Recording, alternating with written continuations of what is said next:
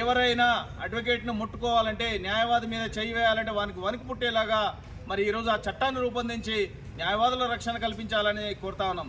ఈరోజు ప్రజాస్వామ్య వ్యవస్థ మరి 4 స్తంభాల మీద నడుస్తుందని అంటారు.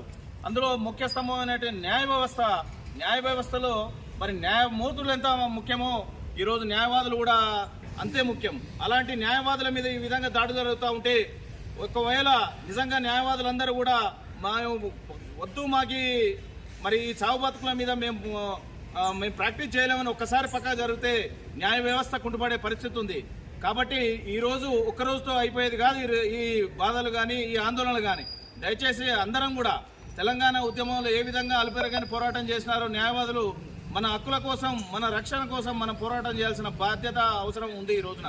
కాబట్టి నిరంతర ప్రక్రియలో భాగంగా ఈరోజు ఉద్యమాన్ని ఉధృతం చేయాల్సిన అవసరం ఉంది. కాబట్టి ఈరోజు న్యాయవాదులు అందరం కూడా ఏకతాటి మీదకి రావాల్సిన అవసరం ఉన్నది. కాబట్టి ఈరోజు ఇప్పటికైనా ప్రభుత్వాలు కళ్ళు తెరవాలి. కేంద్ర ప్రభుత్వం కానీ రాష్ట్ర ప్రభుత్వం కానీ ఈ రోజుకైనా మరి అడ్వకేట్ల గురించి ఆలోచన చేసి అడ్వకేట్ ప్రొటెక్షన్ యాక్ట్ తీసుకురావాలని చెప్పి మీ ద్వారా తెలియజేస్తా ఉన్నా. న్యాయవాదుల ఐక్యత, అడ్వకేట్ ప్రొటెక్షన్ యాక్ట్ వెంటనే, అడ్వకేట్ ప్రొటెక్షన్